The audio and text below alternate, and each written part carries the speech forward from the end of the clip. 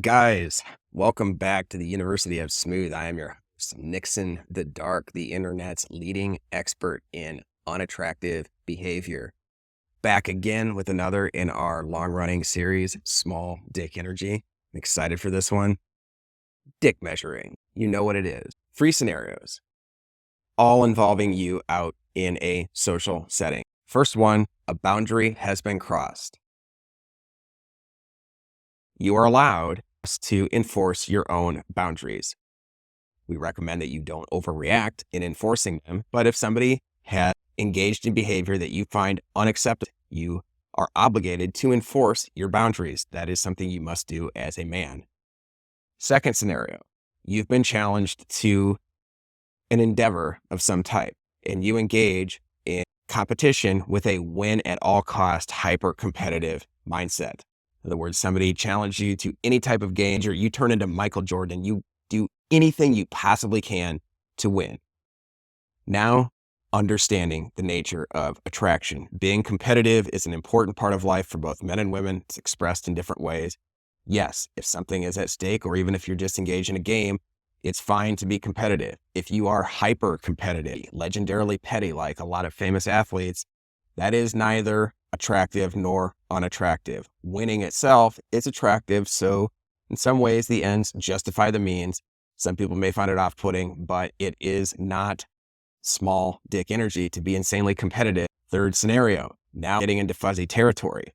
Somebody has challenged your pride. They haven't challenged you to a game of softball. They haven't challenged you to a game of, are you as good at softball as you claim to be? But you're not actually playing softball to prove it. You're pulling out the trophies that you keep in the back of your truck. Who knows? But difference here is that your ego has been challenged. Your pride is on the line, but you're not there to compete to win. You're there to tell somebody that you're a winner because that's all that's available to you. This is small dick energy, dick measuring. Know the difference between a boundary that has been crossed and somebody trying to challenge your ego. They may look the same.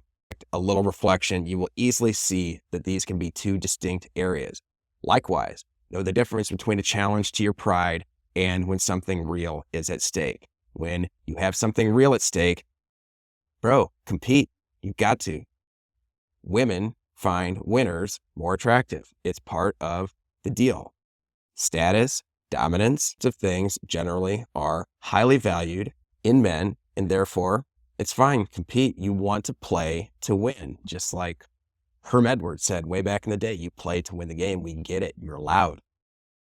Can you distinguish between that and when nothing is at stake but your own reputation?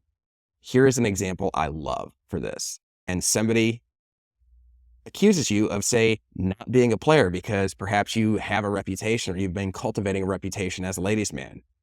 How do you respond? Your ego, your reputation, your investment in this identity has been challenged. Can you laugh it off? Can you dismiss it? Has the person who has said this, do they even have enough status that merits a response? Or do you get triggered and do you have to whip out your phone and show as many possible texts and photographs from girls in your past to prove to this person that you are a player? What was at stake? Was there some girl there who you were going to win by demonstrating or proving to whoever was present that you were a player? What if it's a girl who issued this challenge? Did she want proof in the form of your scorecard? Or maybe she wanted to see how you handled the situation. I love this example because it highlights 2 things. One, social savvy is a highly valued skill in life. It is an attractive quality that you want to cultivate. And when you engage in this small dick energy behavior, you are showing that you lack social savvy. Notice the dichotomy there. When you do this, your attractiveness over here in your social skill area goes down. Second, keep in mind that when you win in life, you get more leeway.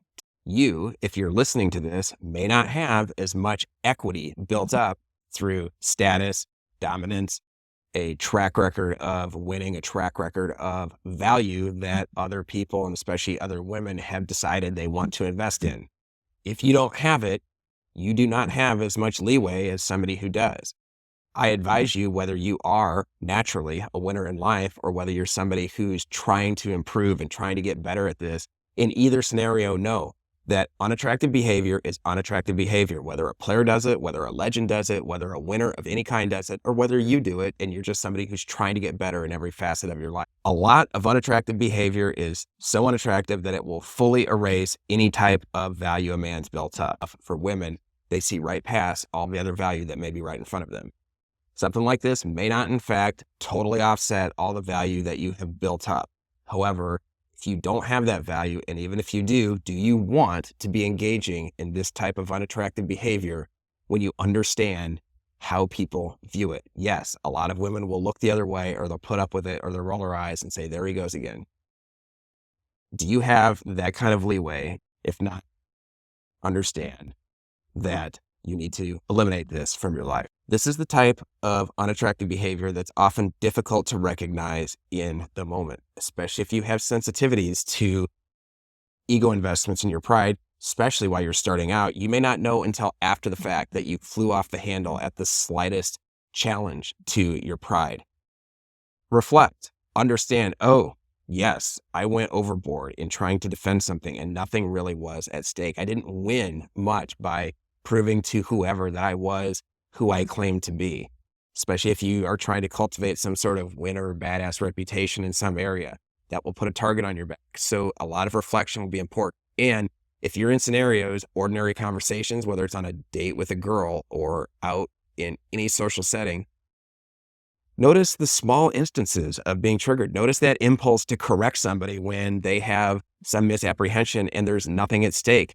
Be thankful of these moments where you're getting triggered, because this is an area where you have to improve. You have to improve in your ability to laugh it off, to demonstrate social savvy, that this is the type of thing that doesn't matter and that you neither need to defend nor go into some sort of deep denial, but you can just keep moving.